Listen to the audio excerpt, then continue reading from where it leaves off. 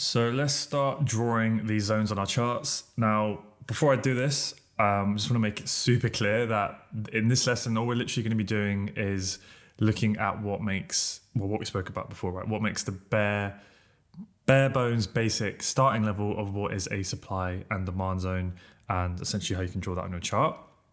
But what you will very, very, very quickly see is they are everywhere. Price can just ignore them and disrespect them a lot when price returns to it.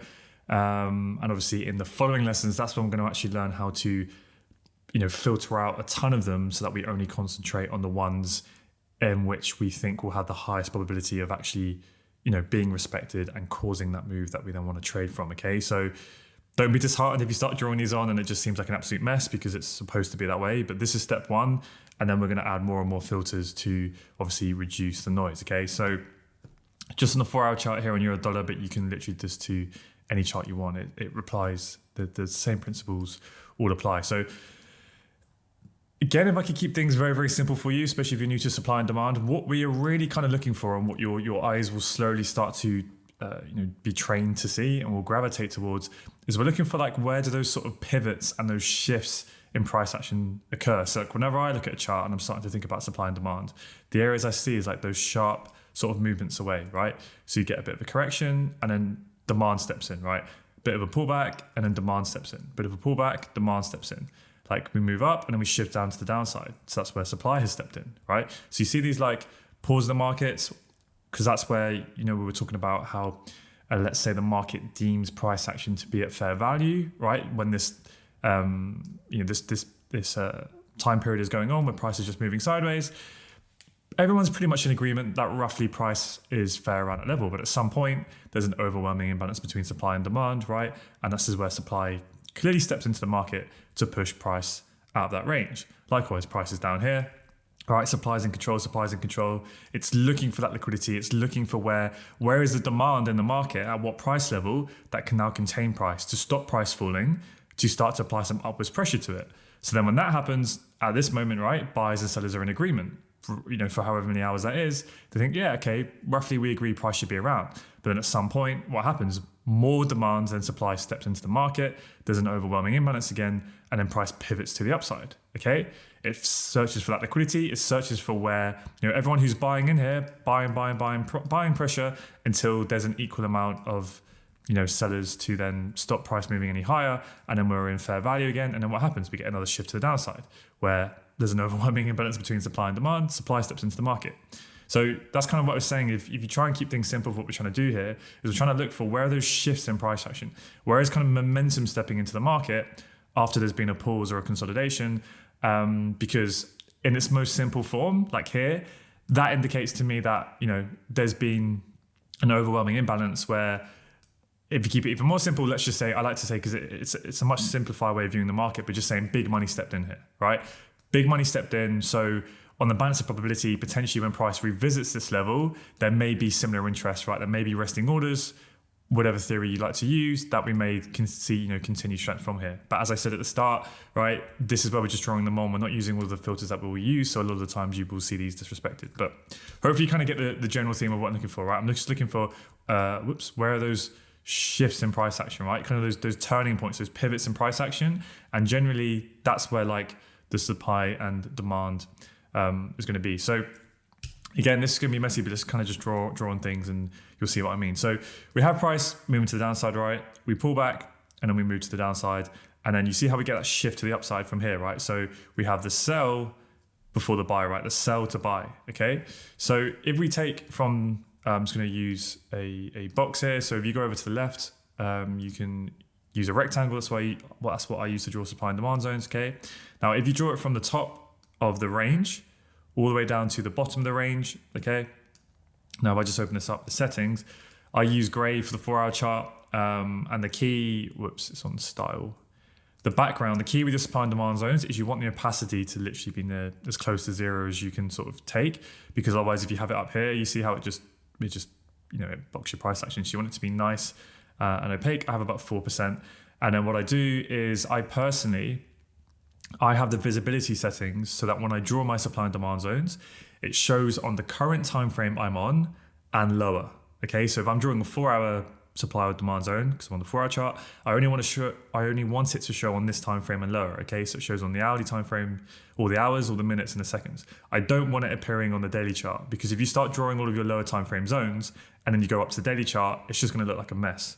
Okay, so I personally prefer to do it that way, right? Same time frame and lower, and then you want the opacity to be really low, and then once you're happy with that, go to your template and go save as, and you can call it wherever you want. And I basically have one for each main time frame that I use pretty much. Okay, so what this essentially is doing at this moment is we've just drawn on a 4-hour range created demand. Okay, a 4-hour demand range where essentially you have the sell before the buy, right? That's where price then comes up and essentially breaks out of that range. Price then initiates out of the range. Then what do we get? We get the mitigation back into that range, back into where that demand came into the market, and then we get a continuation of that movement. Now, obviously, that's a very, very large range. So for us to trade that directly, let's just, again, there's loads of ways we can enter, but let's keep things simple, and let's always enter on the edge of the zone, just to keep it consistent for now, right? Your risk to reward is going to be terrible because you're going to enter at the top and you're going to have your stop loss here below, and then how far are you going to target? Obviously in this instance it goes quite far, but generally that's not going to be amazing trading.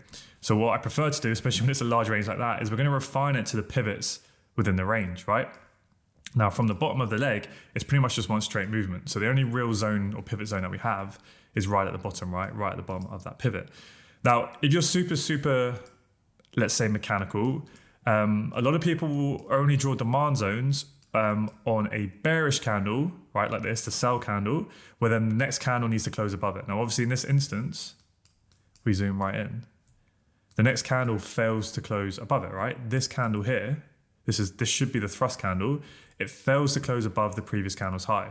So for me personally, I don't view that as valid demand.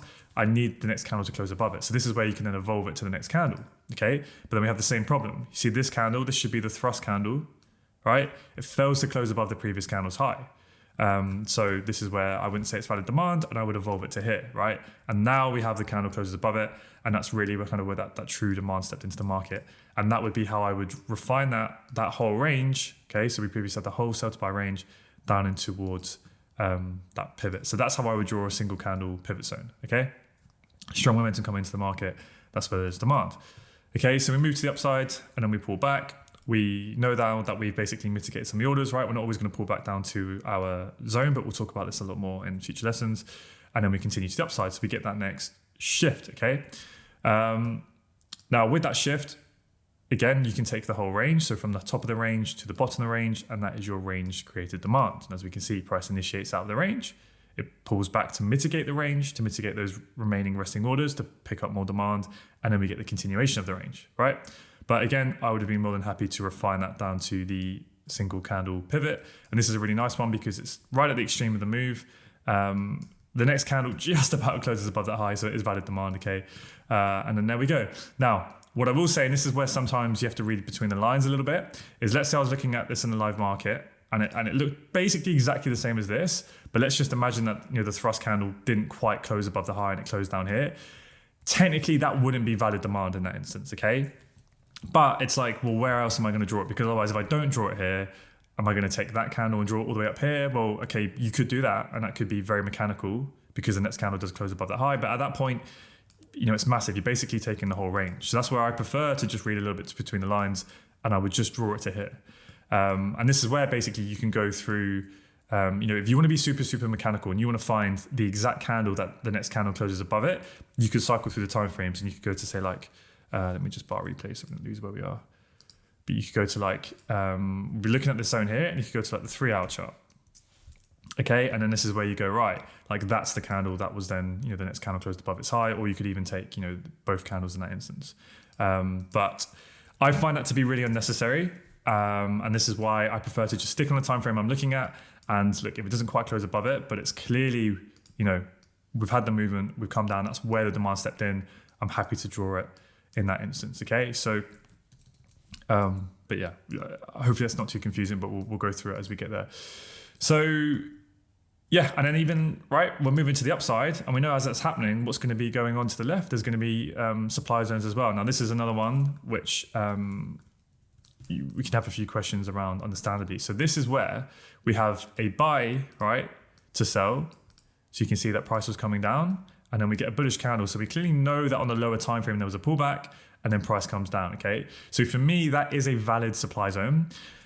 The thing that probably some of you are maybe asking is, well, if you look at it from a structure perspective, the fractal structure, you see how all of these candles broke the previous candle's low?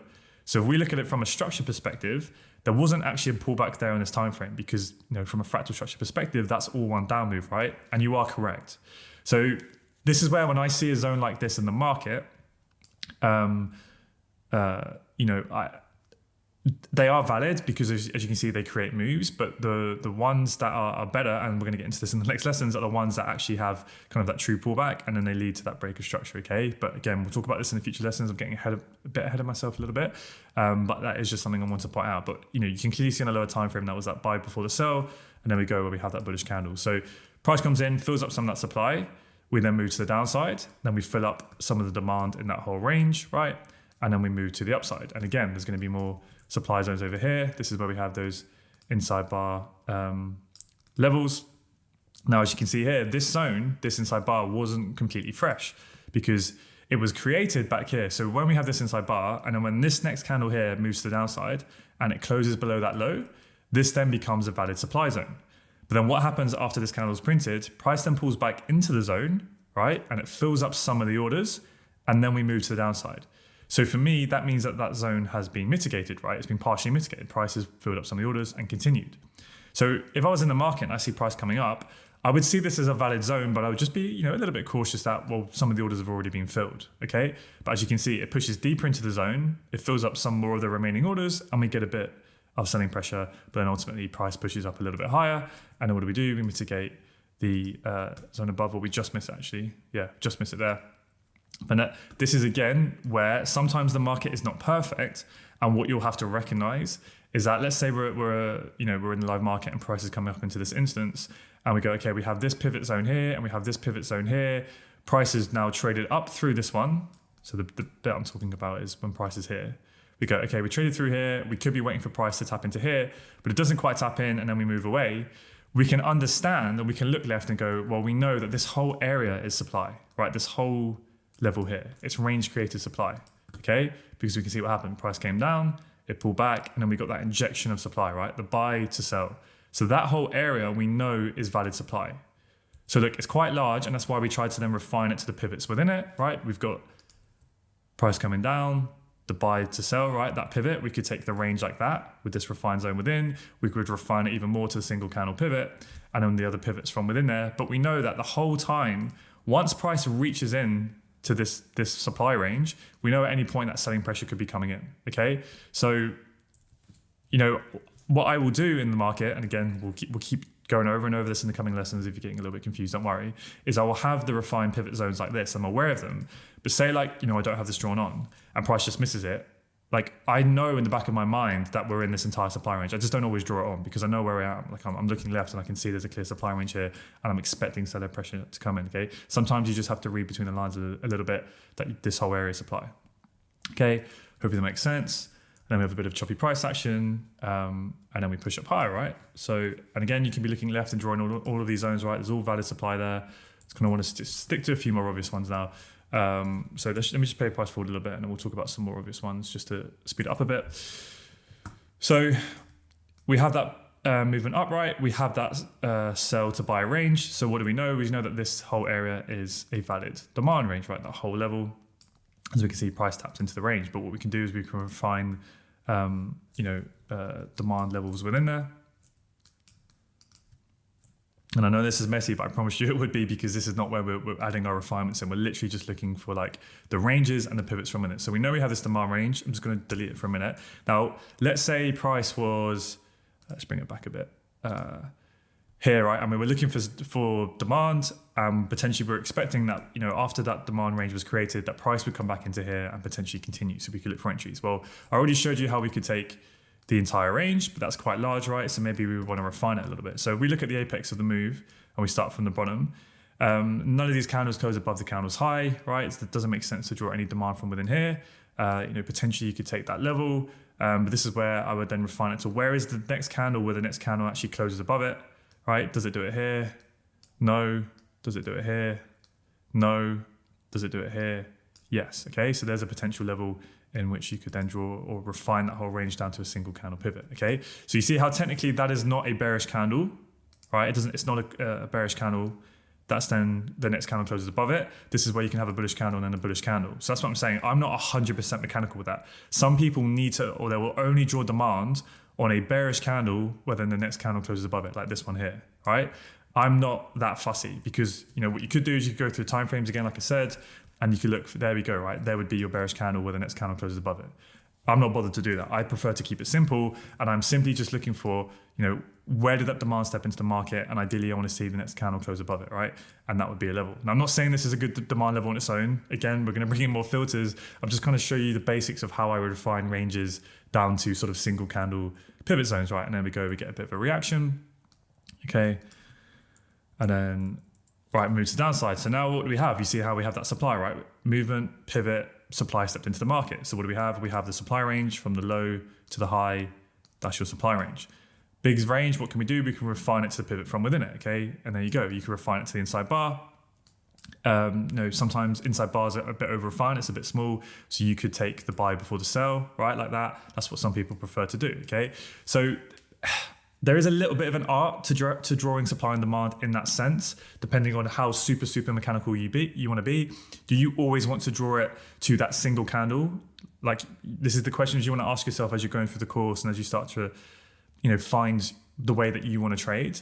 Do you want to be the person who always uses the single candle and you want to be quite refined and you will always draw on the single candle where the next candle closes below its low if it's supply and then closes above its high if it's demand? That can keep things relatively simple. But what you have to, and that's kind of pretty much how I trade at the moment. I'm like that 95% of the time, okay? But what I do is, let's say I've refined my zone to here, and that's going to be nice. I want to look to say short from within here. I know that if price starts putting back into here, and let's say it's around here at this moment, I just know in the back of my mind without drawing it on that we're within the entire supply range. And I know at any moment we don't have to pull up here because at some point, whilst we're within this range, there could be, it could fill up enough orders where then supply does overpower demand and then we continue. So ideally, I want price to hit here, let's say, but I'm aware that let's say, I'm on the M15 looking for my entry. Ideally, I want it to hit here. But if we start to really shift, let's say on the M15 and we get like a true bearish structure shift on the M15 and then we have a nice M15 supply zone, I'm going to understand where we are, right? We're in the supply zone on the 4-hour chart, so maybe I'm keen to now get involved from within here and go because I understand that price doesn't have to hit my refined level, okay? So yeah, that's kind of basically the way I approach it. Is like I like to be refined. I want it to ideally hit, the top of that pullback where we have our refined single candle pivot zone, but I'm aware that we are within that clean supply range, okay? And that's basically how I tend to approach things the majority of the time, okay? And come into some old levels, right? We start to see some of those orders being filled, but then likewise, right, you can see there's a shift here, there's a supply zone there, they're literally everywhere. And then we chop around, we create some demand, we start to fill out that demand, and then we push through it. Sometimes you're gonna get choppy price action, this is what I mean, right? And then you've got the sell before the buy, so now you have some demand here. Let's draw this on. You see how you have this candle here. It's not great because it's, to be fair, already had a mitigation, but this is where, again, I haven't talked about fractal zones just yet. You have the wick, right? And we know there'll be, on a lower time frame, there'll be some supply from within there. Like if we go and investigate, let's maybe look at, say, the 15-minute, what was in that 4-hour wick. There's going to be some M15 supply zones from within there. It's not the cleanest because they're all kind of mitigated. But essentially that's what you're doing is you're reading the lower time frames on the higher time frames, okay, where you can refine it to unmitigated wick, but there's not going to be as many orders from within there as a full unmitigated candle like we have here, right? Because when we had the full bodied candle here, just bring it back on bar replay so I can show you what I mean. That's when that zone is created, right? We had the buy before the sell, the candle closes below it. So we have valid supply. What happens next? Price moves into the zone and it fills up some of those orders, a lot of the orders actually, because it's traded pretty much into almost the EQ of that zone and it moves down. So for me, like when I see a zone like that, I pretty much count that zone as done. That zone is done, right? Like the majority of the orders have been filled. So if price was to return to that area, I'm not really going to be expecting like a massive move away because it's already, like I said, its power has been absorbed, the supply has been absorbed, right? So when we come back to here and then price moves up, right? And then let's say we get a bit of a a pullback like that, I'll look left and go, what are we reacting to? Well, this zone, it was pretty much mitigated, but I understand that there's still some orders from within here, and we've moved it back. But I'm not expecting, on average, that when it's just mitigating a wick, when the edge, when this had already been filled, I'm not expecting that to be a big move. There's just going to be a small amount of orders to potentially generate a bit of a pullback. Now, when you've got a big, full-bodied, what I call an unmitigated zone here, like a completely fresh zone that hasn't been tapped into, what do you think is going to have more power? Just this wick, how many orders are going to be in there compared to how many orders are going to be in here when price first taps into it? On the balance of probabilities, ignoring all other confluence, right, ignoring market structure, blah, blah, blah, a full, single candle, unmitigated, fresh zone, whatever you want to call it, to me, is going to have a lot more power to then move to the upside rather than just trying to trade against that wick, right? Hopefully that makes sense. So when price is coming into here, that gives us an edge, right? We can expect that's more likely to overpower, demand to the upside. So we're going to talk about this in a lot more depth as we go, but that's essentially what I'm doing, right? Again, we're up here. I could be waiting for price to come up into this refined zone, but I'm aware, where are we? We're within that whole level there. And that's the first time we've tapped into this range now, and we're starting to see that movement to the downside. But where are we coming into? We're coming into this level here. You see, that's the demand. And this is why it can get really messy, because you have this whole sell to buy range, right? Following on. So I'll just draw it on for you. All right, we come up, we pull back into that demand level here, right? This demand range, that single candle, pivot zone. We then pivot to the upside. So from the top of the pullback to the bottom of the pullback, that's your range created demand. Within that, we can refine it just on this time frame, okay? And that's your demand zone. All right, and I'll kind of show you why, just in case someone might be running. You could start from the bottom, if that helps, right? Start from the apex, but you see, that's already been mitigated, right? Price had pushed out, it came back in, filled the orders, and continued, right? So again, this is all, the next candle above here doesn't close above it. You move it to that one, all right? The thrust candle closes above it. It's completely unmitigated. So that's what I would call the unmitigated extreme pivot zone, right? So it's the extreme of this pullback to the upside. It's completely unmitigated. So you see, once it was created here, where the next candle closes above it, since it's been created, nothing has tapped into it until we're coming back here. So that's why, if you ever hear me say the unmitigated extreme, this is what I'm talking about. Because if this whole demand range here is going to continue, this is like the level in which it's most likely going to continue from, okay? Now, sometimes what will happen is, and you'll see this, is price will trade a little bit lower, and then it might fill up, it might tap into something within this wick. It never violates the demand range, and then we get that movement, okay? That can happen, right? Essentially, we get sweeps liquidity and blah, blah, blah. We'll talk about this later, but just for you to know that. So, and if that does happen, I don't panic. Like if price comes down and we push a little bit lower, if I get my lower time frame confirmations, again, say on the M15, we get that shift in structure, we get a fresh demands on the M15. I still understand that this low is held, we're still within demand range. Okay, cool, let's trade higher, okay? But, it's nice and clean, and ideally when this single candle pivot zone holds itself, and there we go, I don't know, let's see. We create another zone here, but it gets a bit messy. And then, okay, in this instance, we actually sweep this low, and then we push up, and then we get another pivot. All right, and here we go. So I don't want to drag this lesson on, too much longer. But I kind of just wanted to do some basic drawing. But you see, when it's like this is all a bit of a mess, and it's all a bit like. But you can understand this is where the pivots are. That's where there's supply. Here's a sell to buy pivot, so we know there's demand from within here. But then you get pivots within pivots, and it all gets very confusing. And that's why we start with market structure, because you need that skeleton. You need that solid bone framework for us to lay out first and map. And then we overlay these zones within that, because otherwise this is what happens, and it can get very, very messy and very, very confusing, understandably, quite quickly. Now, what I did want to talk about actually, which I haven't, is a bit just quickly to point out some fractal zones. So let me just delete this before we kind of go on to the next stuff, and then let me just quickly look for some nice examples of, let's look for some wick zones. Okay, here's one. So when we come back here, right, price is moving to the downside. Now, if we look at these, see how all of these break the previous candle's low until here, and then we get that fractal pullback, okay? So what do you think is happening? If you think about how those candles are formed, what do you think is happening on a lower time frame? So we have a down movement, and on a lower time frame, what would you see now? You would see a bit of a pullback, right? Then you would see a down movement, and then you would see a break to the upside on a lower time frame, and then you would see a down movement, right? Pullback, down movement, pullback, down movement, up movement, up movement, down movement. That's essentially what you're seeing, okay? So the point I'm going to point out is when you see sort of big buy to sell wicks on the down movements, you get something like that, and then you can see that sharp movement to the upside, and then the down movement, all right? What is that going to be if I just drag this across? That hasn't done it very well. Essentially what that's going to be in the lower time frame, if you take from the buy to sell wicks, we've gone through this in theory lesson, that's going to be your supply, right? So if I look down on the lower time frame, hopefully this works, you can see that now. So that was just buy to sell wicks on the 4-hour chart, but what is it? It's a supply range on the M15, okay? So without even looking at the lower time frame, that's how you can read that there may be a supply range or a pivot supply on the lower time frame, and that's when price taps into it and then continues to the downside, okay? And obviously you could refine that to the wick as well. But yeah, that's pretty much fractal zones in a nutshell. But what I want to do now is in the next lessons, we're going to start to show you the two main filters that we use to filter them, right? To try and look for more high probability zones. But as we go throughout the course and we add more and more confluence, you will, we do our best to try and spot which ones are likely to hold the most volume within them and cause that next high probable move. So yeah,